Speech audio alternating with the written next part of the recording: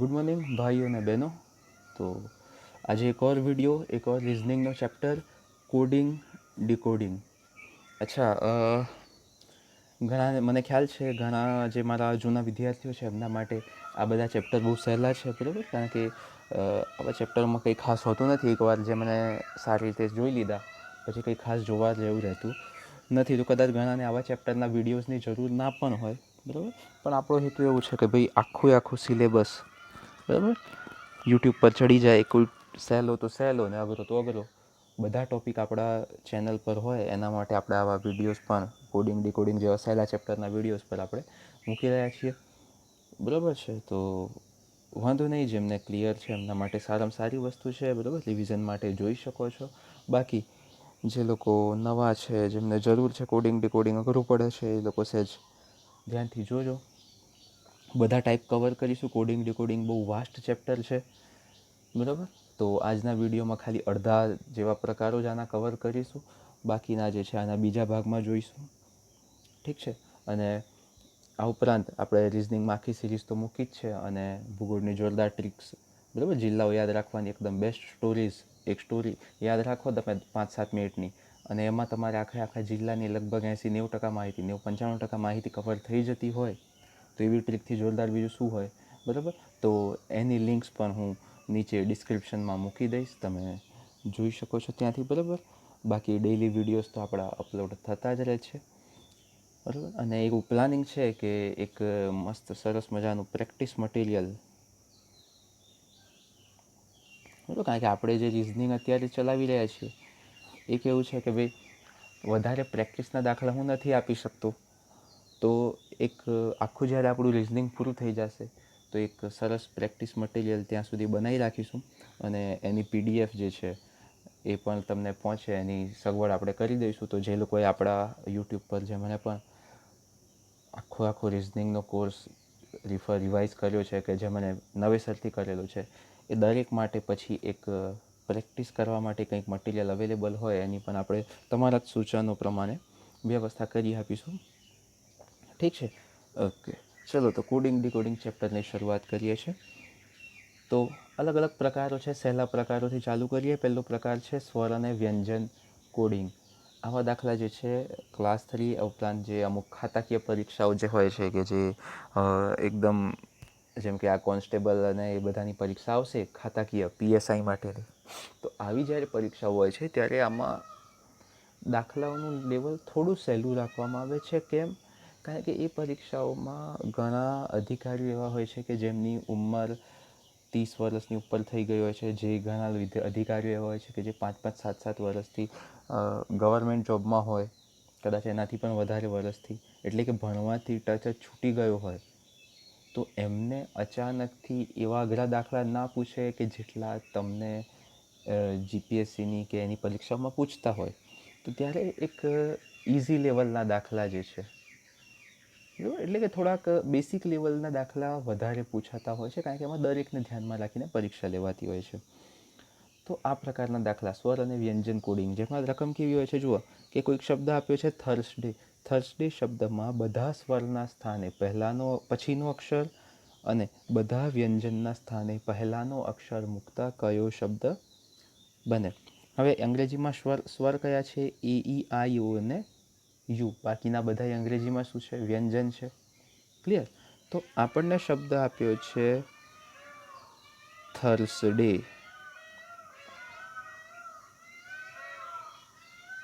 હાજી, મને મતો મોર જલ્દી શાંત થયા. ચલો કન્ટિન્યુ કરીએ. તો થર્સડે શબ્દ છે. હવે આમાં સ્વર કયા કયા છે જુઓ, યુ અને એ બે જ સ્વર છે, બાકીના બધા વ્યંજન છે. તો આપણે કરવાનું શું છે? સ્વરના સ્થાને પછીનો અક્ષર, યુ પછી વી, એ પછી બી. તો સ્વરમાં પછીનો અક્ષર મૂકવાનો હતો. બાકીના બધા વ્યંજન છે. વ્યંજનમાં શું કરવાનું છે? બધામાં પહેલાંનો અક્ષર, બરાબર. તો ટી પહેલાં એસ, એચ પહેલાં જી, આર પહેલાં ક્યુ, એસ પહેલાં આર, ડી પહેલાં સી, વાય પહેલાં એક્સ. તો બધા સ્વરમાં પછીનો અક્ષર, બધા વ્યંજનમાં પહેલાંનો અક્ષર મૂકીને આપણો શબ્દ આવી ગયો, આપણો જવાબ ક્લિયર, બરાબર. એક્ઝામમાં તમે એક કામ કરી શકો કે છેલ્લેથી કોડિંગ કરવાનું ચાલુ કરવાનું. કારણ છેલ્લેથી કોડિંગ કરવાનું શું કે જો એક્ઝામમાં ઘણીવાર આવામાં ઓપ્શન બનાવે તો શું કરે, 3 ઓપ્શનમાં કાં તો પહેલાં 4 અક્ષર કોમન હોય, કાં તો પહેલાં 3 અક્ષર કોમન હોય, બરાબર. પછી બે ઓપ્શન કાં તો છેલ્લે એવા નીકળતા હોય જેમાં છેલ્લા 2 અક્ષર જ અલગ હોય, બાકી બધા કોમન હોય, બરાબર. તો હવે ઓપ્શનો એટલે સુધી હોય કે સ્ટાર્ટિંગના મોટા ભાગના અક્ષરો કોમન રહે ને છેલ્લા અક્ષરો ડિસ્ટિંગ થઈને જ જવાબ મળતો હોય, તો આપણે છેલ્લા અક્ષરથી જ ચાલુ કરીએ અને માની લો કે છેલ્લા 3 અક્ષર CBX વાળું એક જ ઓપ્શન મળે છે, તો આપણે પછી વધારે ઓપ્શન જોવાના જ ના રહે, આ બધા અક્ષરોનું કોડિંગ કરવાનું જ રહે નહીં. ટાઈમ બચે અને ઝડપથી તમે ઓપ્શન ટીક કરીને આગળ વધી શકો, બરાબર. આપણે અત્યારે તો આપણી પાસે ઓપ્શન નથી અને આપણે શીખવા બેઠા છીએ તો બધું શીખી રહ્યા છીએ, પણ એક્ઝામમાં પ્રેક્ટિસ કર્યા પછી તમે ટાઈમ કઈ રીતે બચાવી શકો એની વાત છે. ચલો બીજો એક દાખલો જોઈએ. એક ઇન્સ્ટ્રક્શન વધારે આમાં એડ કરેલી છે. શબ્દ છે ડીકોડિંગ અને કીધું છે બધા સ્વરના સ્થાને પહેલાંનો અક્ષર અને બધા વ્યંજનના સ્થાને પછીનો અક્ષર મૂકી મળતા મૂળાક્ષરોને ચડતા ABCD ક્રમમાં, હવે ચડતા ABCD ક્રમમાં એનો મતલબ થાય છે આલ્ફાબેટિક ઓર્ડર, અને ઉતરતા ABCD ક્રમમાં કહે તો રિવર્સ આલ્ફાબેટિક ઓર્ડર. હવે શબ્દ કયો કીધો છે આપણને? ડીકોડિંગ. કોઈ પણ શબ્દ આપી શકે. હવે આમાં સ્વર કયા કયા છે? EOI. હવે બધા સ્વરમાં શું કરવાનું છે? પહેલાંનો અક્ષર, તો E પહેલાં, D આવશે, O પહેલાં, N આવશે, I પહેલાં, H આવશે. ક્લિયર? ચલો હવે બાકીના બધા વ્યંજન છે બધામાં શું કરવાનું છે? પછીનો અક્ષર DE, CD, DE, NO, GH. Clear છે? તો બધા સ્વરમાં પહેલાંનો મૂકી દીધો, બધા વ્યંજનમાં પછીનો મૂકી દીધો. હવે શું કરવાનું છે? આ બધા જે મૂળાક્ષરો મળ્યા એમને ચડતા ABCD ક્રમમાં, એટલે કે કક્કાવારી ક્રમ કહી શકો અને બરાબર. તો હાડો કક્કાવારી ક્રમમાં ગોઠવી દઈએ. તો 2 D છે તો D પહેલાં આવશે 2, પછી 2 E છે તો A આવશે, બરાબર. પછી H આવશે, પછી તમારો આવશે N આવશે અને O આવશે. ક્લિયર? તો જુઓ અમને જે છે ચડતા ABCD ક્રમમાં પણ આપણે ગોઠવી દીધા અને આપણને આ રીતે આપણો ફાઇનલ આન્સર મળી જાય છે, બરાબર. અચ્છા, ઘણીવાર કેવો પ્રશ્ન પૂછે, આખો શબ્દ ના પૂછે, પછી શું કહી દે? ગોઠવીને બનતા શબ્દમાં ડાબેથી ચોથો મૂળાક્ષર કયો? ડાબેથી ચોથો અક્ષર કયો? અને આવા દાખલા જે છે IBPSમાં પણ પૂછાતા હોય છે, આ પ્રકારના દાખલા SSCમાં પણ પૂછાતા હોય છે. ભાઈ આ કર્યું તમે, પછી ડાબેથી ચોથો, તો ડાબા છેડેથી પહેલો, બીજો, ત્રીજો ને ચોથો અક્ષર કયો? અથવા તો કે ભાઈ જમણેથી બીજો અક્ષર કયો? તો આવું પણ પૂછી શકે. ક્લિયર? તો ખાસ ધ્યાન રાખજો, આખો શબ્દ પણ પૂછી શકે અથવા તો કોઈ એક અક્ષર પર્ટિક્યુલર પોઝિશનનો અક્ષર પણ પૂછી શકે. ચલો તો સિમ્પલ છે, બરાબર. આમાં સ્વર વ્યંજનમાં કંઈ ખાસ છે નહીં. અને જો ભાઈઓ અને બહેનો ખાસ ધ્યાન રાખજો, SSC, CGL, CHSL, MTS, બરાબર, આ બધી પરીક્ષાઓ, રેલવેની પરીક્ષાઓ અને GPSC તથા IBPS, ટૂંકમાં ક્યાંય પણ આપવા જશો ને નોકરીની પરીક્ષા, રિઝનિંગમાં કોડિંગ ડીકોડિંગ તો બધે ભટકાવવાનું છે, બરાબર. એટલે આ ચેપ્ટર ખાસ ધ્યાન રાખજો, કારણ કે આ ચેપ્ટર એવું છે ને કે બધા બોર્ડ પૂછે છે, કોઈ નથી પૂછતું આ ચેપ્ટર એવું છે જ નહીં. ક્લિયર? તો ખાસ ધ્યાન રાખજો. જે લોકો રેલવેમાં ભરતીમાં જવા માંગતા હોય, જે લોકો SSCમાં જવા માંગતા હોય, બરાબર. નો ડાઉટ આપણે નથી કહેતા કે SSCમાં આવા CGLમાં આવા લેવલના દાખલા પૂછાય, પણ દરેક લેવલના અલગ દાખલા હોય, આપણે બધા લેવલની વાત કરીશું. ચલો હવે આવી રહ્યો છે ક્રોસ ચેન્જ કોડિંગ, અને આ આપણી GPSCમાં બહુ પૂછાય છે, બરાબર. Cross change coding even class 1-2માં પણ, બરાબર. કેવા દાખલા આવે? તો એક સિમ્પલ દાખલાની વાત કરીએ કે કોઈક સાંકેતિક ભાષામાં કોર્ડિયલ શબ્દને આ રીતે લખી શકાય છે, તો એ જ સાંકેતિક ભાષામાં સમડે શબ્દને કઈ રીતે લખી શકાય? પર્ટિક્યુલર આ દાખલામાં ABCD લખવાની, આ ABCD લખવાની કોઈ જરૂર છે નહીં, બરાબર. પણ આમે એટલા માટે લખી રાખી છે કે ઘણા વ્યક્તિઓને શું થાય છે કે જેમ આપણે આગળના દાખલામાં જોયું ભાઈ પહેલાંનો અક્ષર લેવાનો હતો અને પછીનો અક્ષર લેવાનો હતો, તો એમાં ઘણાને ભૂલ પડતી હોય, ઘણાને આખી ABCD વારે વારે બોલવી પડતી હોય. તો આવી કોઈ પણ તકલીફ હોય અને સમય બગડે એના કરતાં જો આપણે આવી રીતે ABCD પહેલેથી લખી જ રાખેલી હોય તો પહેલાંનો અક્ષર પછીનો અક્ષર, બરાબર, કોઈક વાર 2 અક્ષર પહેલાં 2 અક્ષર પછીનો પૂછી લે તો પણ તમે ડાયરેક્ટ મૂકી શકો. ક્લિયર? ઓકે. અને આ નંબર કેમ માર્યા છે? તો કારણ કે આપણે યાદ કરો આલ્ફાબેટિક સિરીઝમાં પણ આ રીતે ABCD લખેલી હતી. એટલે કે આપણા પેપરમાં એક્ઝામમાં આલ્ફાબેટિક સિરીઝ હોય અને કોડિંગ ડિકોડિંગ પણ હોય, બરાબર, બંનેને લગતા દાખલા હોય. તો આ રીતે એકવાર સારી રીતે ક્યાંક રફમાં ABCD લખી દો પેપર ચાલુ થયાનો બેલ પડ્યા પછી, તો તમારે આલ્ફાબેટિક સિરીઝમાં પણ કામ લાગશે, અહીંયા પણ કામ લાગશે. ચલો જુઓ હવે ક્રોસ ચેન્જ કોડિંગ કઈ રીતે સોલ્વ થાય. દાખલા તો આપણને રકમમાં શું કીધું છે ભાઈ આ શબ્દને આ રીતે લખી શકાય છે, તો એવી જ રીતે સમડે શબ્દને કઈ રીતે લખી શકાય. એટલે કે અહીંયા કોર્ડિયલ શબ્દનું કોઈક રીતે કોડિંગ કરીને આ શબ્દ બનાવ્યો છે કંઈક ગતકડા કરીને, તો એ શોધવાના છે અને એવી જ રીતે સમડે શબ્દને કોડ કરવાનો છે. બહુ જ સિમ્પલ મેથડ છે આના સોલ્વ કરવાની, બહુ જ સિમ્પલ. જુઓ કઈ રીતે આપણને એમ કીધું છે કે ભાઈ કોર્ડિયલ શબ્દને આ રીતે લખીએ છીએ આપણે. હવે આપણે આમાં શું કરવાનું છે કે ભાઈ કોર્ડિયલના એક એક અક્ષરને પકડવાનો અને એનાથી નજીકનો અક્ષર નીચે જોડતા જવાનો, એનાથી નજીકનો અક્ષર નીચે જોડતા જવાનો. જેમ કે જુઓ ભાઈ સી, તો S દૂર છે, P દૂર છે, પણ D નજીક છે. O, તો S દૂર છે, P વધારે નજીક છે, બરાબર. એમ તો O થી S બી નજીક કહેવાય, જો વધારે ગેપ નથી O અને S વચ્ચે, પણ S નજીક વધારે, P નજીક વધારે, P વધારે, બરાબર, P વધારે નજીક, અને R થી S વધારે નજીક. તો જો એટલો આઈડિયા આવ્યો કે પહેલાં 3 અક્ષરોમાં કઈ રીતના છે, તો કે R પછી S, O પછી P, C પછી D. તો આપણો જે શબ્દ છે સમડે, એનું કોડિંગ કરી નાખીએ પહેલાં 3 અક્ષરોનું, બરાબર, કે ભાઈ MN, OP અને ST.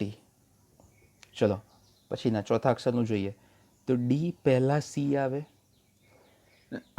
D પહેલાં C આવે છે, તો આપણે E પહેલાં શું આવશે? D આવશે. ક્લિયર? ચલો પછી શું છે જુઓ, તો કે આઈની નજીકનો J છે, એ પછી B છે અને L પછી M છે. એટલે કે I પછી J, L પછી M, A પછી B. તો D પછી E, A પછી B અને Y પછી Z. તો જુઓ જેવું કોડિંગ અહીંયા કર્યું હતું એવું શોધીને અહીંયા એપ્લાય કર્યું. શોધવા માટે કઈ ટેકનિક વાપરી આપણે? તો કે એક એક અક્ષર પકડ્યો અને એનો નજીકનો અક્ષર શોધતા ગયા કે ભાઈ C નજીક D છે, O નજીક P છે, R નજીક S છે, D નજીક C છે, I નજીક J, A નજીક B અને L નજીક M. તો એ નજીકના અક્ષરોને જોડીને આપણને ખબર પડી કે ભાઈ કોનું કનેક્શન કઈ રીતના છે, કે ભાઈ C પછી D, R પછી S, O પછી P. તો આપણે એવું જ કનેક્શન અહીંયા એપ્લાય કર્યું, ભાઈ M પછી N, S પછી T, O પછી P અને લાયા NPT. આગળ કે ભાઈ ચોથા અક્ષરમાં D પહેલાં C છે, તો આપણે લાયા E પહેલાં D. પછી શું કર્યું, તો કે I પછી J, L પછી M, A પછી B, તો કે D પછી E, Y પછી Z અને A પછી B. તો જેવું કનેક્શન હતું એવું શોધીને એપ્લાય કર્યું. એક ઓર એક્ઝામ્પલ જોઈએ. જો કોઈક સાંકેતિક ભાષામાં ગિવનને આ રીતે લખી શકાય, તો એ જ સાંકેતિક ભાષામાં ઇક્વલને કઈ રીતે લખી શકાય. તો જુઓ ગિવન શબ્દ આપ્યો છે અને એને આપણને આપી આ રીતે લખેલું છે TFWJM. TFWJM. હવે જુઓ નજીકના સૂત્ર જઈએ, તો જુઓ આઈની નજીક J, Eની નજીક F અને Vની નજીક W. Nની નજીક M પણ છે. આ Gનું કોઈ ઠેકાણું દેખાતું નથી, બરાબર, Gનું ઠેકાણું મળતું નથી કે G ને T ને શું લેવા દેવા. હવે યાદ કરો આપણે જે ABCD લખી હતી અહીંયા કામ લાગશે. આપણે પેરવાળી સિરીઝ જોઈ હતી નવી પેટર્નની, સામસામેના અક્ષરો હતા એમાં. તો જુઓ G ને T ને શું લેવા દેવા છે. G પહેલેથી 7મો, T છેલ્લેથી 7મો, એટલે કે ABCDમાં સામસામેના અક્ષરો છે. ખ્યાલ આવ્યો? અને એ જ રીતે જુઓ એન પહેલેથી આગળથી 14મો, એન પાછળથી 14મો, એટલે કે એમ અને એન પણ સામસામેના છે. એટલે કે આ સિરીઝમાં વચ્ચેના અક્ષરો તો સાદા છે, આઈ જે ઈ એફ અને વી ડબલ્યુ, એટલે કે આઈ પછી જે, ઈ પછી એફ, વી પછી ડબલ્યુ. પણ જીટી અને એનએમ કઈ રીતના છે? સામસામેની પેર છે. બરાબર. તો કોડિંગ ડીકોડિંગમાં સામસામેની પેર પણ પૂછી શકે, અને એ જો તમે એક જ લાઇનમાં એબીસીડી લખી હશે તો ખ્યાલ નહીં આવે. પણ જો આપણી સ્ટાઇલમાં એબીસીડી લખી હશે તો સામસામેની પેર પણ તમને ઇઝીલી મળી જશે. તો આ જ રીતે ઇક્વલ શબ્દનું આપણે કોડિંગ કરી નાખીએ. હાલો, તો વચ્ચેના ત્રણમાં શું કરવાનું છે જુઓ, તો કે એ પછી બી, યુ પછી વી અને ક્યુ પછી આર. બરાબર. એ તો જે અહીંયા કર્યું હતું એવું ને એવું જ કાંડ અહીંયા કરવાનું હતું. હવે પહેલા અક્ષરમાં શું કરવાનું, તો કે એની સામેનો, તો ઈની સામેનો શું છે? વી.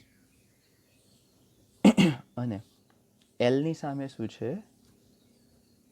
ઓ. ક્લિયર? તો આ કઈ વી અને ઓ કઈ રીતના હતા? સામસામેની પેરના હતા. વચ્ચેના ત્રણ કઈ રીતના હતા, તો કે પછીના અક્ષર હતા. ક્લિયર છે? તો આપણો જવાબ શું આવ્યો? વી બી વી આર ઓ. તો ધ્યાન રાખજો, આવા દાખલાઓમાં પેર કનેક્શન પણ પૂછાઈ શકે. અને પેર કનેક્શન ક્યારે ખબર પડશે? જો આ રીતે એબીસીડી લખેલી હશે તો. બરાબર. આ રીતે મસ્ત એબીસીડી લખવાની આપણે આલ્ફાબેટિક સિરીઝમાં પણ જોઈ ગયા છીએ, ત્યાં પણ આપણે કામ લાગતી હતી. હવે જુઓ, એક ઓર એક્ઝામ્પલ છે, અને આ નહીં પણ આ પ્રકારનો દાખલો ક્લાસ 1-2 પ્રિલિમ 2017માં પૂછાઈ ગયેલો છે. આ જ લોજિક પરનો દાખલો. શું લોજિક છે જુઓ એકવાર, બહુ મજાનો લોજિક છે કે ભાઈ મેંગો શબ્દને આ રીતે લખી શકાય, તો આપણે ઇક્વલ શબ્દને કઈ રીતે લખશું? બરાબર. આપણો જે દાખલો છે, નેક્સ્ટ દાખલો. બરાબર. ઇક્વલ શબ્દ ફરીથી આવી ગયો, આપણે વાંધો નહીં. પણ અહીંયા લોજિક મહત્વનો છે કે ભાઈ મેંગો શબ્દને આ રીતે, તો ઇક્વલ શબ્દને કઈ રીતે. હવે અહીંયા બહુ સિમ્પલ લોજિક છે, પણ થાય કેવું કે જોયો ના હોય તો વિચાર ના આવે. ભાઈ નંબર મારી દો. શું કર્યું આપણે? મેંગોના અક્ષરોને નંબર માર્યા, નીચેના અક્ષરોને પણ નંબર મારી દો.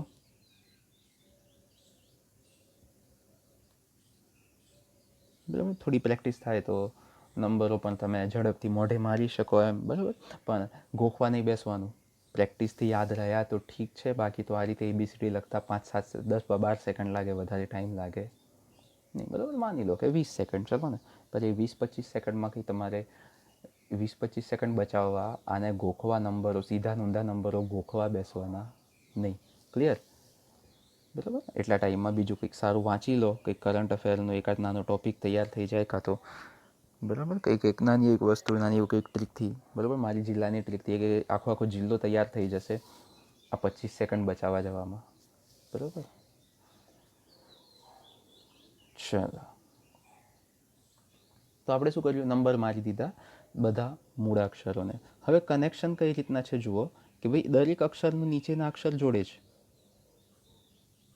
જીપીએસસી પ્રિલિમમાં આ પ્રકારનો લોજિકનો દાખલો પૂછાયો છે, એટલે હું આ પ્રકારનો લોજિક બતાવું છું કે ભાઈ પહેલા અક્ષરમાં એમ 13મો અને પી 16મો. બરાબર. તો અહીંયા +3. બરાબર. એ પહેલો, ઈ 5મો એટલે કે +4, એન 14મો, એસ 19મો એટલે કે +5, જી 7મો ને આઈ 9મો એટલે કે +2, ઓ 15મો ને ટી 20મો એટલે કે +5. તો આ રીતે કે દરેક અક્ષરનો અલગ લોજિક, દરેક અક્ષરનો અલગ લોજિક. બરાબર. કોકમાં +3, કોકમાં +4, કોકમાં +5, કોકમાં +2, +5, પણ સીધું છે. એવું ના વિચારતા કે આવું દરેક અક્ષરમાં પ્લસ અલગ અલગ પણ કરે અને ક્રોસમાં પણ કરે, એવું થઈ શકે નહીં. બરાબર. કારણ કે એવો દાખલો આવે તો પેપર કાઢવાવાળા વગર બીજા કોઈને આવડે નહીં. તો જુઓ આવા દાખલામાં શું કરી શકાય, બહુ સિમ્પલ છે. આ પ્રકારનો લોજિક શોધ્યો અને એવું ને એવું લોજિક અહીંયા અપ્લાય કરવાનું, અને અહીંયા નંબર મારેલા હશે તો બહુ ઇઝી પડશે આ રીતના દાખલા. બરાબર. તો નંબર મારી દો. બરાબર. જેને જોવાની જરૂર પડે વાંધો નહીં, જોઈ લેવાનું, એમાં ઝીઝક રાખવાની નથી. પહેલામાં +3, બીજામાં +4, +5, +2, +5. તો 5 ને 3 8, 17 ને 4 21, 21 ને 5 26, 1 ને 2 3, 12 ને 5 17.